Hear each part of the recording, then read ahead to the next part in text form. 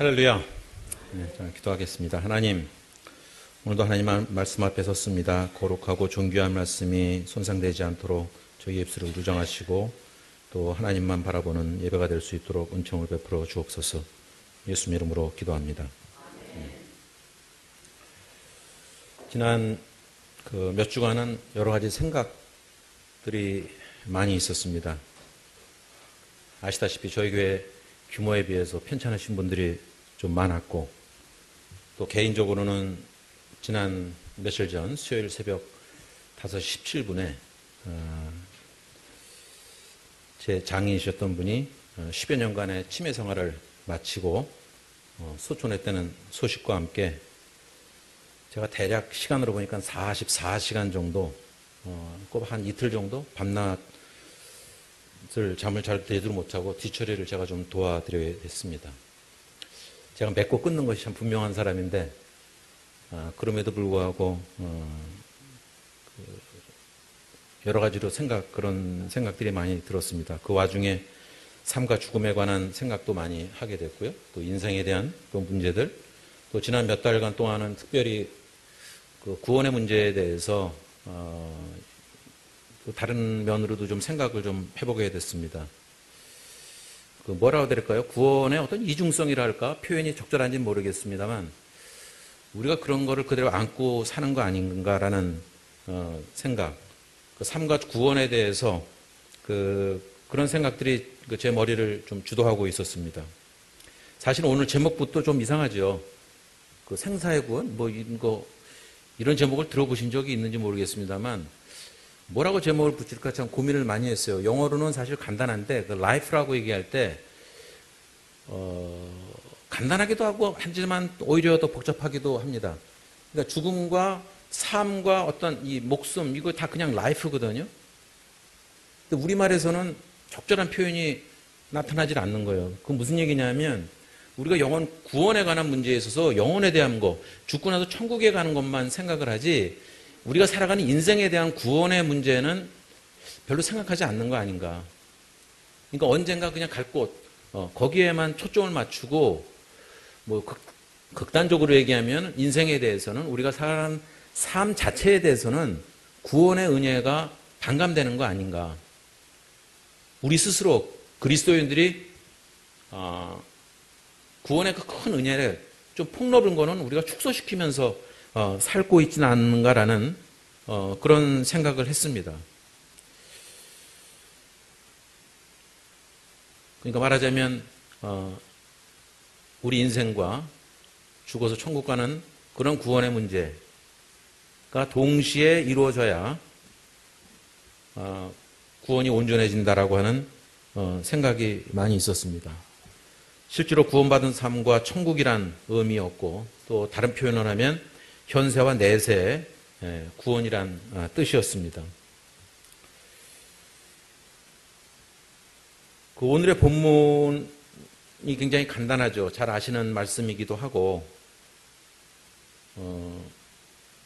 또 어떻게 보면 무심하게, 잘 알고 있으니까 무심하게 넘기는 말씀이기도 하겠습니다만, 약간 시비조가 걸릴지는 모르겠습니다만, 간단하게 좀 오늘의 말씀을 따지듯이, 아니면 정반합의 논리로 할까? 그렇게 푼다면은, 오늘 말씀 보면 너희는 이 세대를 본받지 말고라고 했을 때, 그러면 이 세대를 본받지 말고는 도대체 이 세대가 도대체 어떻길래 이 세대를 본받지 말라는 건가? 그리고 오직 마음을 새롭게 하라라고 했을 때, 그럼 마음을 새롭게 하지 않으면 어떻게 된다는 건가?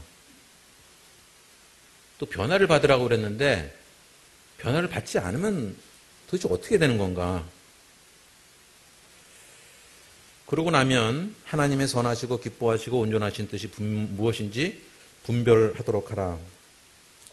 여러분들 알다시피 제가 영어 성경을 보죠. 그러면은 이 지금 우리말의 표현과 사실은 조금 다르게 표현되어 있습니다. 좀 길긴 한데, 말하자면 이 세대란 것을 영어에서는 패턴 오브 디스 월드라고 그래요. 이 세상이 갖고 있는 어떤 패턴, 그 틀, 우리 패턴 그러면 옛날에 옷감 패턴 뜰 때 그 틀대로 살아가지 말라는 얘기죠. 그래서 세상의 기준에 맞춰서 살아가지 말라는 겁니다.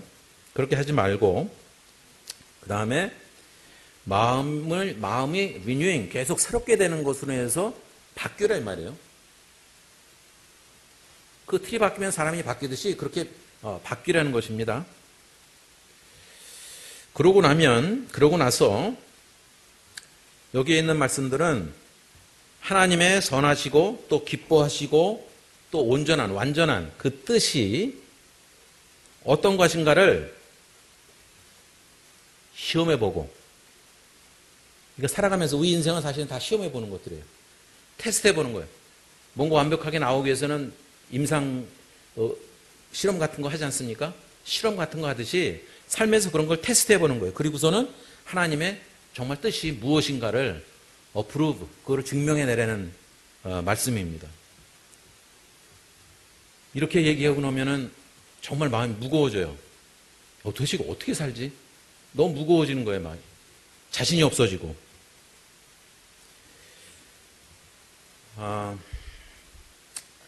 죄인이 용서를 받기 위해서 제일 먼저 해야 될 일이 무엇입니까? 이 질문을 교회학교 어린이 수업 중에 물었습니다. 그 중에 한 아이가 대답합니다. 죄를 지어야 됩니다.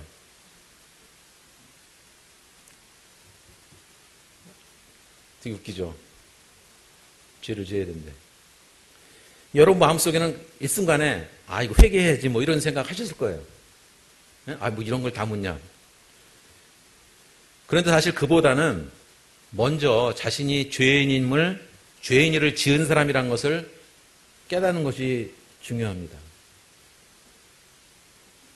근데 사실은 그런 거 별로 없이 그냥 회개만 강조하는 경우가 정말 많은 것 같아요. 무심하게. 여기에 동시에 뛰쳐나오는 질문이 있습니다. 우리의 어떤 고정관념이죠.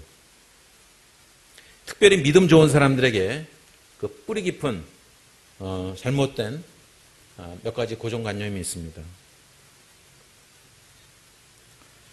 그리고 실제로 우리 한국교회에서 지난 70년대 초부터 부흥을 거듭한 교회들, 지금은 이 디클라인, 약간 줄어들고 있고 점점 힘들어져가는 한국교회의 현실이라고 생각합니다.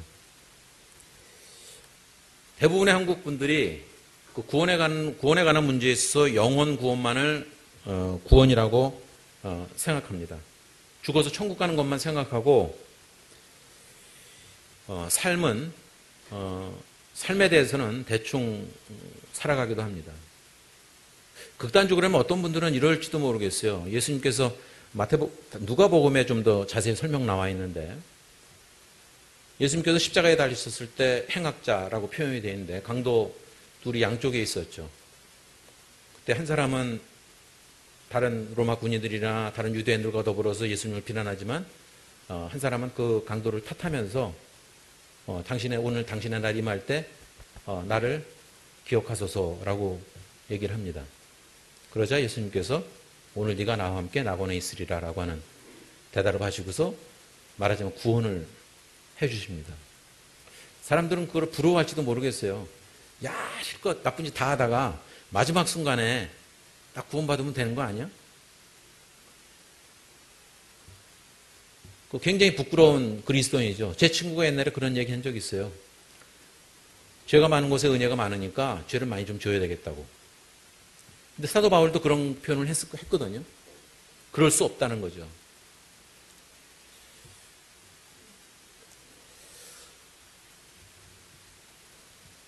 구원이 물론 그 생명책에 자기 이름이 기록되는 것이면은 분명합니다.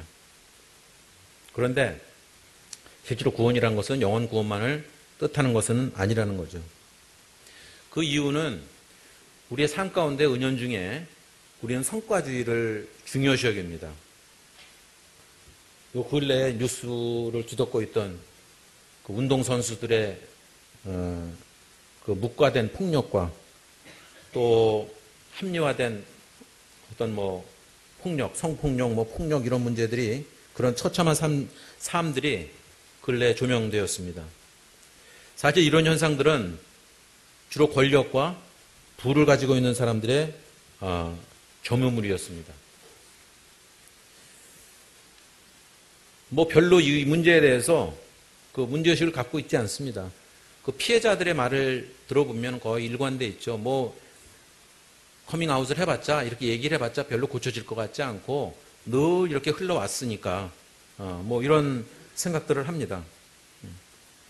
근데 그렇게 가해자들이라고 일컬어지는 사람들, 교회 권력과 부를 갖고 있는 사람들의 사실은 상당수가 그리스도인이라는 이름 하에 살아가고 있습니다. 정말 많아요. 장로도 많고 그런 사람들 많이 있습니다. 근데 더 큰 문제가 바로 그 사회 전반을 그런 분들이 다 지배하고 있다는 점입니다. 아주 오래된 얘기인데요. 제가 SMU 80년대 후반, 중후반에 거기에 있을 때 옛말로 그 KS라는 브랜드를 갖고 그 엘리트 코스를 거친 분들이 1년 동안 그 LLM이라고 하는 그 장로님은 아시겠구나. LLM 뭔지 아시죠? 그 1년 동안 한국에서는 법대가 미국과 다르게 4년 동안 대학으로 들어가지 않습니까? 미국은 근데 일반 4년 신학과 마찬가지로 4년을 마친 다음에 3년 동안 해서 JD라고 해서 법학 박사학위를 줍니다. 근데 한국에서는 그런 과정이 없기 때문에 고등학교 졸업하고 대학을 바로 법대를 가기 때문에 석사학위가 일반적으로 다 없어요. 그래서 미국에서 장사 속으로, 제 생각엔 장사 속이죠. 1년 동안에 24학점을 통틀어서 LLM이라는 신학 석사학위를, 그 법학 석사학위를 줍니다. 그래서 정부에서 판사, 검사, 혹은 뭐, 그 러펌에서 변호사를 통해서 1년 동안 왔다 가죠. 근데 이제 SMU가 미국의 전역에 한 6개 대학을 지명했었는데, 그 중에 하나였어요. 그래서 기숙사에서 한 층에서, 같이 지냈습니다. 거의, 저랑 뭐 거의 다 비슷한, 또래였죠. 그 한부하고 이제 친하게 지내면서 다 있었으니까, 얼마 전에 사실 헌법재판소장까지 하다가 퇴임했어요. 그래서 제가 그분한테 한번 그 얘기를 했습니다. 당신같이 똑똑한 사람이고 공부를 잘하는 사람이 다 그냥 맹목적으로 그냥 법대만 가면 되겠냐고. 지금도 그런 현상이 있지만은 문과에서 공부 잘하면 법대, 뭐 상대도 있겠지만 이과에서는 주로 의대, 뭐 이런 게 딱 나눠진 거예요. 아주 제가 오래전에 언급했는지 모르지만 제 친구 중에 그 사촌 동생 하나는 부모의 성화에 밀려갖고서는 그 서울 법대 들어갔다가 1년 만에 죽었어요. 그러고서 엄마의 마음에 아주 그냥 못을 박는 얘기를 했습니다. 나는 내가 원하지 않았는데 엄마가 가라고 그래서 여기 왔다고. 이제 엄마 소원 풀어줬으니까. 그런 일들이 뭐 많이 있었죠. 게다가 같이 있던 그 다음 해인가 온 또 검사 한 분이 좀 약간 거들먹거리는 좀 분이었어요. 저보다 한 4년 위에 분인데. 뭐 저 자연스러운지 그 앞에 그 앞마당에서 이렇게 파티를 하는데 음식들 해놓고서 이것을 이제 파틀락이라고 해서 이제 해서 같이들 이렇게 먹고 그러는데 저보고 뭐 얘기하는 중에 한국 돌아가면은 자기 안 찾아올 거네요. 근데 제가 그때는 지금도 좀 그런 게 있지만 젊은 혈기에 제가 뭐라고 얘기를 했냐면 제가 뭐 칼이나 휘둘러야 검사님 찾아가지 내가 뭐 이렇게 찾아갈 일이 있겠습니까? 그랬죠. 주변에서 이제 웃었죠. 나중에 끝난 다음에 저보고 사람들이 속이 너무 후련했다는 거예요. 그러니까 옛날엔 다 그 영감님이라, 지금은 그런 표현을 잘 안 씁니다만 옛날에 다 영감이라고 그랬잖아요. 그러니까 그런 의식들, 상당수가 그거는 교인이건 뭐 아니건 간에 그런 분들이 정말 한국에 많이 있습니다. 근데 누구를 탓해서가 아니라 우리 자신도 모르게 그 세대 속에 그 패턴 오브 디스 월 이런 세상의 세대 속에서 우리가 거기에 살고 있는 거죠. 또 저 자신이나 여기 많은 사람들이 그런 걸 우리가 비판할지 몰라도 자기 스스로도 거기에 혜택을 누리고 있는 경우가 정말 많이 있습니다. 저도 그걸 부인할 수가 없어요.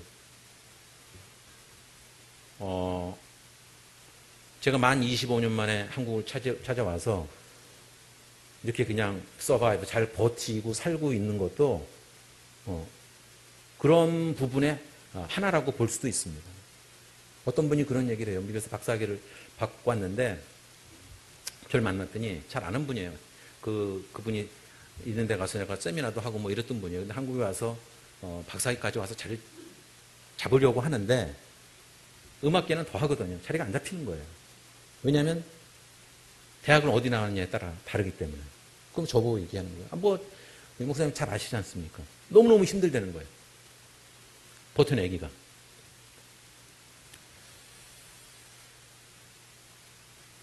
그러니까 살아가는 인생에 대해서 우리가 너무 그 성과 위주, 뭔가 자기가 갖고 있는 거, 그런 거에 치중해서 그냥 아무렇지도 않게, 별로 죄책감 없이 그냥 살아가는 경우가 허다하다는 거죠. 그 요한 웨슬레란 분에 대해서 많이 들으셨죠. 감리교회 창시자라고 하는 분이죠.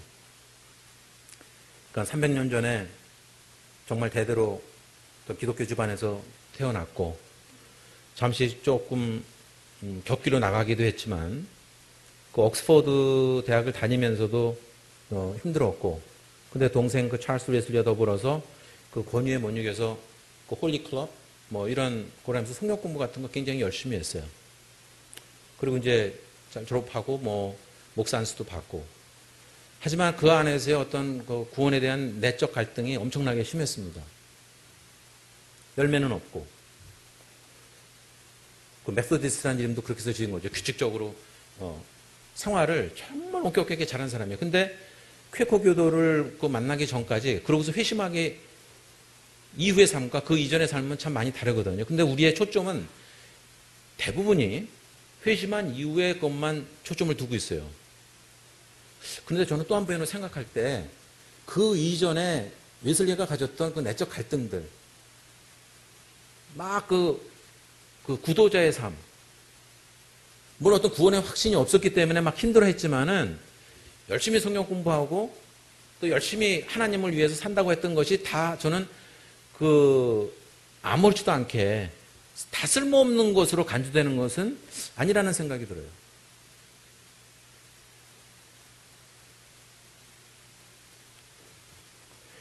세상에서는 아무렇게나 살아가고 그냥 영원 구원만 얻으면 된다라고 하는 그런 생각 갖고는 안 되는 거죠. 근데 우리가 생각하듯이 직장에서는 어떤 결과물을 내라. 결과물이 없으면 평가가 안 되잖아요. 우리가 시험이란 것도 그렇고 학교에서도 참 인생이 시험 하나로 좌우된다는 것이 너무너무 안타까운 거예요. 저는 이제 오디션이라는 걸 하죠. 애들 합창단 오디션이라는 걸 해요. 제가 그런 갈등이 늘 있기 때문에 여기 음악과 시험 보는 학생들이 대학에 들어갈 때 1분을 채 거의 안 듣는답니다. 1분을 채 안 듣는. 그거 갖고 평가를 하는 거예요. 야, 그렇게 저렇게 평가가 될까, 난 도대체. 워낙 사람들이 많이 오니까 저는 그거는 정말 아니라고 봐요. 어떻게 음악, 노래 실력, 피아노 실력을 한 1분 들어보고서 평가를 할 수 있을까? 그래서 제가 이제 그걸 하면서는 제가 처음에 뽑을 때 76명이 온 거예요. 오디션을 하는데. 야, 이거 큰일 났구나. 76명을 오디션을 하려면은 하루에. 저도 간단하게 할 수 있었죠. 근데 지금도 제가 후회하지 않는 거는 다 그냥 오픈으로 하고 학부형들 다 앉게 하고 제가 한 3분 정도 시간을 들여갖고 3분 정도 들여서 그 원팁 레슨 같은 걸 해줬어요. 쉽지 않습니다. 한 명에 3분씩 해다니까 4시간 반인가를 걸렸어요. 혼자서 제가 하면서. 그리고 사람들이 그러니까 얘기가 없었어요. 다 공개되어 있으니까 다 알잖아요. 물론 이제 팔이 안 오르근다고 자기 애가 잘한 것 같지만은 다 공개적으로 되어 있으니까는 평가는 하거든요. 그러니까 그 이후에 말은 전혀 없었어요. 그 이후에 제가 계속 그렇게 하고 있거든요, 지금. 그 내가 뭐라 그러냐면 애들한테 지금 이게 오디션이 떨어졌다 그러면 얘는 탈락이라는 그것의 어떤 트라우마 아니면 그거에 대한 생각이 평생을 좌우할지도 모르는데 난 안 돼. 언젠가도 말씀드린 음치란 건 없다고 생각하거든요. 그런데 어렸을 때 노래를 하거나 누가 웃거나 그러면은 창피당하면은 그냥 입을 다물어버리고 안 하게 되면 음치가 되어버리는 거예요. 정말 많은 사람들이 그렇습니다. 정말 많은 아이들이 자가 갖고 있던 어떤 구원의 능력, 어떤 능력들을 다 사장시키는 경우가 인간에게 있어서는 대부분이거든요. 어제 그 묵상글에 나오는 그런 것도 그런 거였습니다. 읽으셨는지 모르지만 하나님께서 주신 은혜, 그 구원의 능력들, 하나님께서 주신 능력들을 우린 잘 안 쓰고 그냥 평생을 마치잖아요.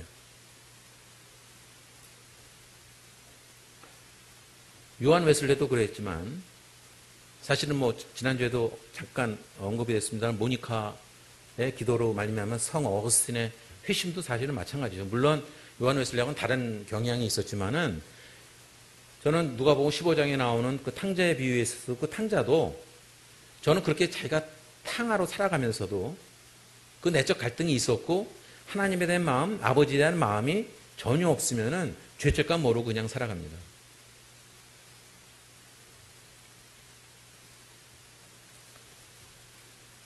하지만 사람에게 있어서는 하나님을 경험하고 하나님의 사람으로 그리스도인으로 살아간다는 것은 그런 과정들도 저는 매우 중요하다고 믿습니다.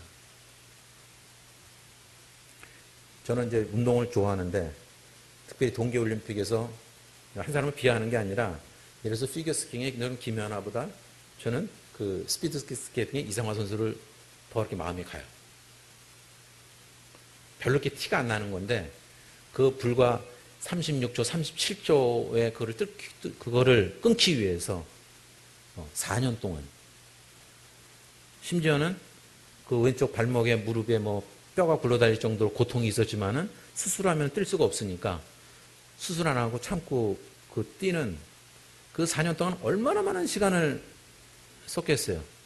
근데 사람들은 그 메달, 금메달에 그런 거에 막 너무 치중을 하니까. 그 지난번에 우리가 은메달 땄을 때, 이 선수가 은메달 땄을 때 사람들이 더 많이 박수를 쳤잖아요. 더 고귀하다고. 근데 그 이면에 메달을 따지 않은 수많은 운동선수들의 삶은 도대체 우리가 어떻게 평가를 할 건가. 저는 그것도 매우 중요하다고 생각하거든요.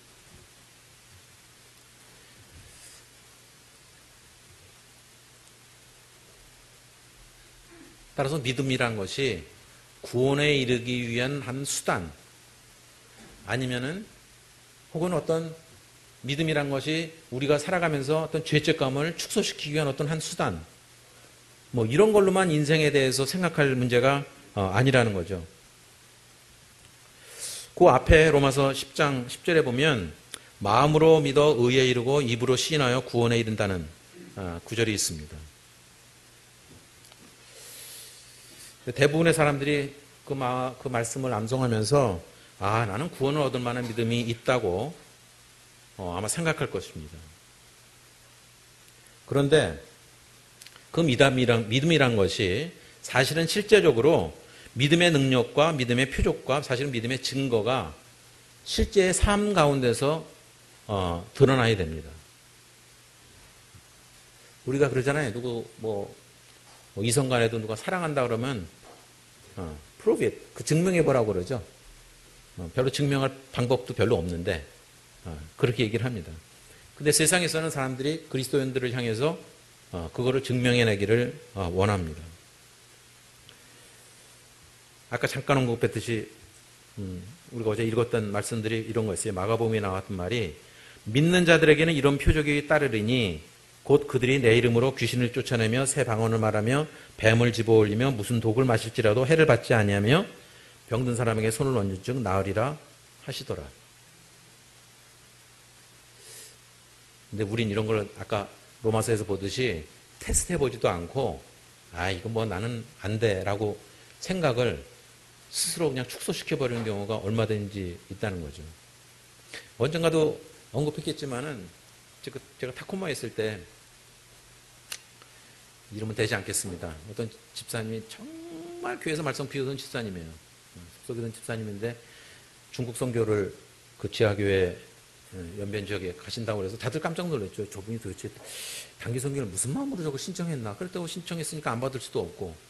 그래서 갔어요. 갔는데 나중에 갔다 와서 이제 그 같이들 간 분들이 간증을 하는 기회가 있었는데 그 정말 속속이는 집사님이 이렇게 안수하고 그러니까 다 낫더라는 거예요, 사람들이.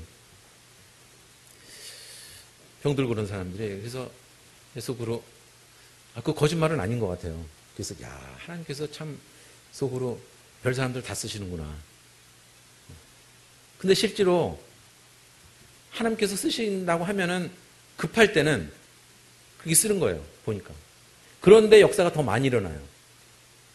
아주 다급한데, 예를 들어서 피선교지에 열악한 지역에 가면은 그런 하나님의 능력이, 그 성령의 능력이 더 확실히 난다는 걸 제가 여러 간증들을 통해서 정말 많이 봤어요.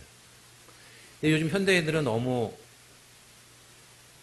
이 철면피를 깔고 사니까 그게 쉽지 않은 거예요. 너무 아는 것도 많고, 너무 들은 것도 많고, 마음의 어떤 순수함, 하나님만을 그냥 순수하게 바라보는 능력들, 그런 거 없죠.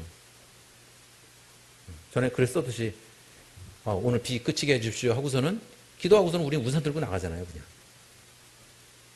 못 믿는 거죠.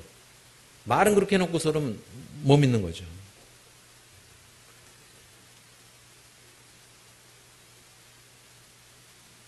제가 성경 읽다 보니까는 누가복음 그때 쭉 읽으면서는 사실은 제가 그걸 정리를 좀 했었어요.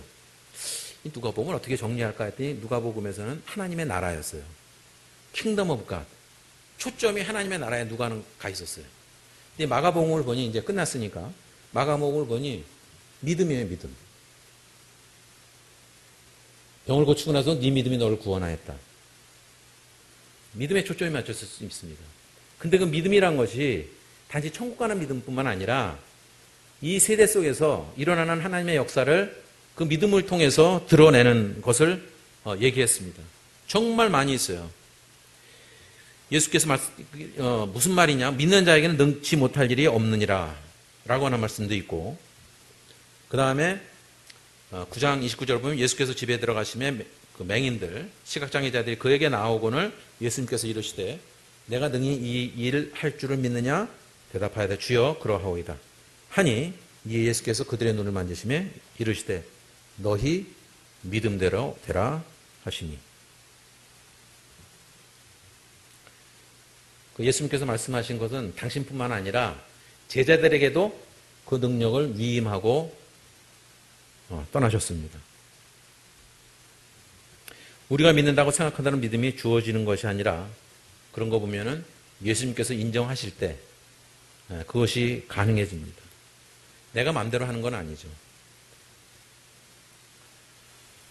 그래서 히브리서 기자는 믿음이 없이는 하나님을 기쁘시게 하지 못한다라고 표현을 했다고 저는 믿습니다. 그 믿음이 살아있다는 것은 우리가 삶을 통해서 드러내야 됩니다.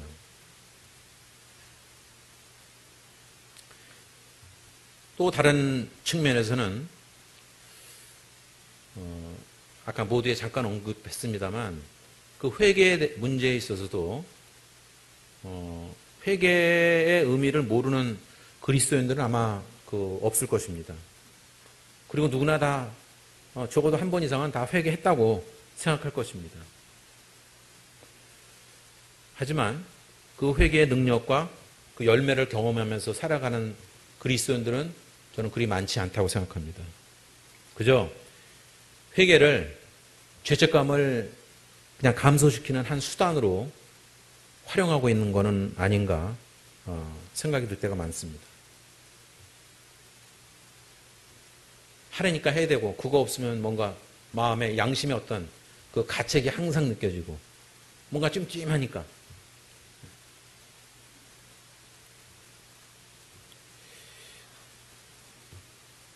이사야서 57장에 보면 이런 말씀이 있습니다. 지극히 존귀하며 영원히 거하시며 거룩하다 이름하는 이가 이와 같이 말씀하시되 내가 높고 거룩한 곳에 있으며 또한 통회하고 마음이 겸손한 자의 영을 소생시키며 통회하는 자의 마음을 소생시키려 합니다. 여기서 그 통회란 말은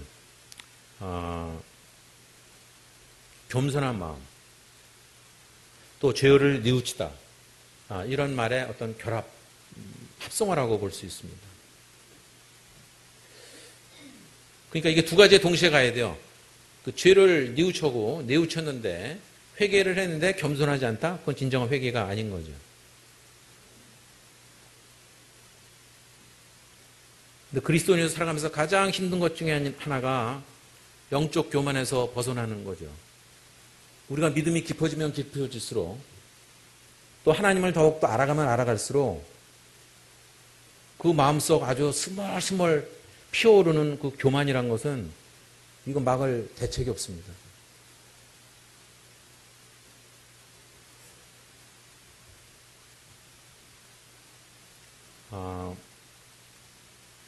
어떤 분이 상담을 하러 왔을 때 많은 경우엔 자기가 결론을 다 지어놓고서 오는 경우가 거의 대부분이었어요. 여기서는 잘 모르겠습니다. 미국에서는 정말 그랬어요. 교인들이 워낙 많기도 하다 보니까 뭐 얘기를 하러 와요. 뭐 의논할 게 있다고 그래. 말은 의논이라고 그래. 뭐 상담할 게 있다고 얘기는 하지만 다 정해진 거예요, 자기가. 그리고 이제 저를 설득하기 시작합니다. 설득하기 가장 좋은 방법을 제가 하나 알려드릴까요? 이거 비법인데. 이거 알려드리면 안 되는 건데, 그럼 마목사님이 굉장히 힘들어지실 것 같아요. 기도를 해봤더니, 하나님께서 이렇게 말씀해 주셨다고 얘기를 하면은, 목사도 아무 말 못 합니다. 성령께서 말씀해 주셨대. 그럼 내가 반대하면 내가 성령이 반대하는 게 돼버리잖아요.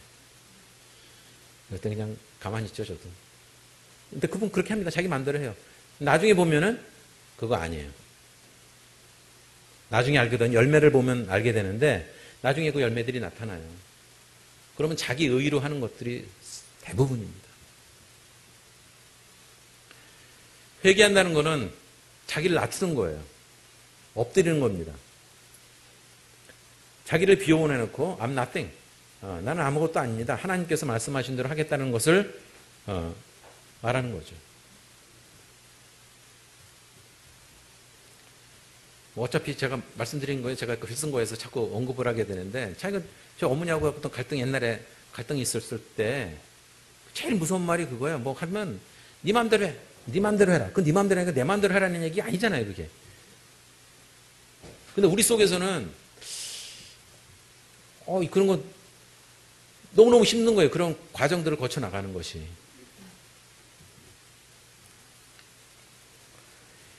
그리스도인으로 살아가면서 내 마음대로 한다는 것은 물론 합리화시키죠. 하지만 그것은 하나님 앞에서 교만이라는 것밖에 안 됩니다.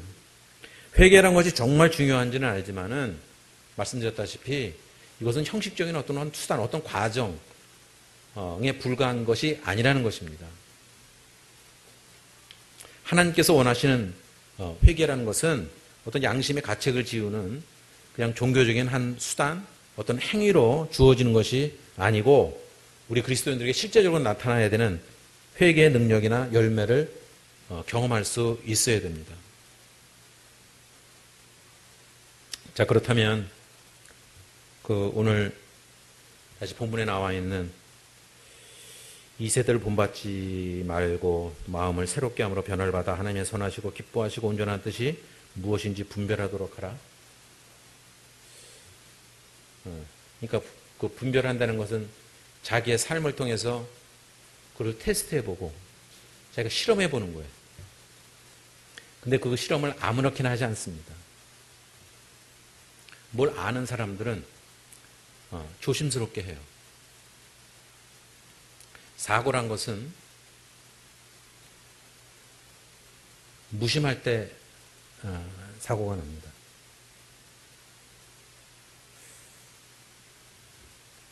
그런 현상들은 정말 많아요. 제가 이렇게 옛날에, 요즘은 제가 안 하지만 옛날에 이제 오디션 같은 거 할 때, 시험 보고 나고 그럴 때, 아마 우리 김혜영 선생님도 잘 알 거예요.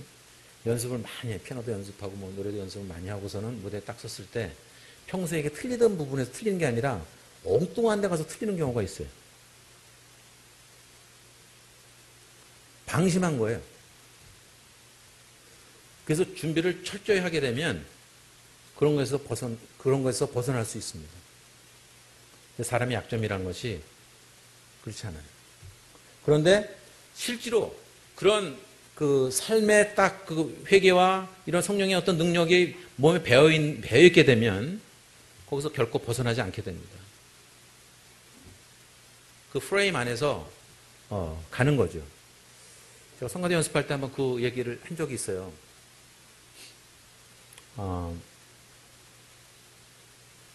시험을 보는데, 제가 지난주에 얘기했나? 시험을 보는데, 너무 강당에서 봅니다. 그럼 저 뒤에 불을 꺼놓고서는 이제 교수들이 저 앉아서 이제 채점을 해요. 그러고서는 그 미국에서는 다 이렇게 멘트를 씁니다. 이렇게.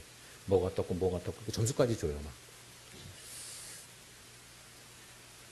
근데 하다가 다 외국 노래를 부르니까 어떤 그 뜻도 모르고 그냥 노래를 하니까 하다가 이제 그 블랙아웃이 된 거예요. 이렇게 까맣게 된 거예요. 아무것도 정신이 나간 거예요.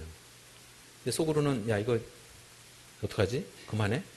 하고 있으면서 이거 그만해? 말아? 이거 어떡하지? 그러니까 마치 뭐 방언하듯이 그냥 막 그냥 노래 부른 거예요. 그러고 나서 끝났어요.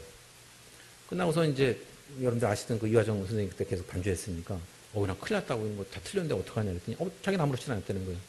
근데 거기 다 녹음을 합니다. 녹음을 들어봤더니 어땠을까요? 제가 그렇게 웃으면서 얘기를 보면 아시겠죠? 하나도 안 틀리고 그냥 한 거예요. 근데 실제로는 제가 하면서는 그 공포와 그런 거에 질려 있었어요. 근데 연습을 많이 하니까 그대로 간 거예요. 그래서 꼭 얘기를 해요. 우리가 살아가면서 당신이 범하는 실수가 당신한테 크게 보일지라도 아무렇지도 않은, 하나님 보면서 아무렇지도 않을 수도 있지만 우리가 아무렇지도 않게 그냥 하는 것들에 대해서 하나님 보시기에는 정말 문제가 많은 경우가 있을 수 있다는 거죠. 문제는 그 후자의 것들을 우리는 조심하면서 살아가야 돼요.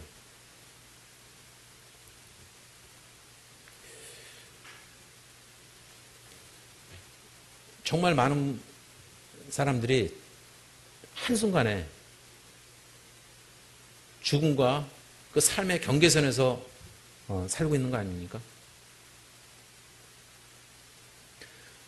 꼭 천국에서의 삶만 의미가 있는 거고 이 땅에서 그리스도인으로 살아가면서 누리는 하나님의 말씀에 합하여서 사는 이 땅에서의 삶, 그것도 구원의 능력이 이 땅에서 저는 일어나야 된다고 생각을 하는 거죠. 하나님께서 능력을 베푸시는 것이 죽은 사람 살리는 것뿐만 아니라 사실은 어떻게 보면 영적으로나 이런 것을 세상의 주변에 죽어가는 사람들이 얼마나 많이 있습니까? 우리 스스로도 그럴지도 모르고요. 점점 이 세대 속에서 가면서 우리가 곰팡이 쓰는 것도 모르고 우리의 영혼이 썩어가는 것도 모르고 살고 있는 거 아닌가. 죄를 짓지 않기 위해서 아무도 만나지 않고 보지 않고 혼자 스스로 있으면 괜찮습니까? 저는 과거의 수도사람들 성모 프란시스라든지 이런 분들의 고백들을 보면 그분이 그 수도 생활을 하면서 무슨 죄를 이렇게 저질렀겠습니까? 무슨 사기를 쳤겠습니까? 남을 죽였겠습니까? 하지만 그 안에서 수도 생활을 하면서도 내적 갈등, 하나님 앞에서 죄인이라는 그 번민과 고뇌에 찼다는 것은, 그리고 실제로 경험하지 않았음에도 불구하고 우리가 그 말씀을 보면서 감동을 받고 공감할 수 있다는 것은 사람들이 겪는 거는 다 똑같은 거예요. 안 하고 있다고 하지 않는다고 해서 우리가 죄인이 아닐 수는 없다는 겁니다. 아까 웃으면서 얘기했지만 어린아이가 죄를 지어야 됩니다. 그래야 회개를 합니다. 그 아이는 그렇게 얘기했지만 우리들은 죄를 매일 짓고 있는 거예요. 다른 사람한테 죄를 짓는 것뿐만 아니라 내 자신에 대한 문제에 대해서도 자기를 속이는 경우가, 남 속이는 것뿐만 아니라 자기 자신을 속이면서 살아가는 인생이 얼마나 많으냐라는 거죠.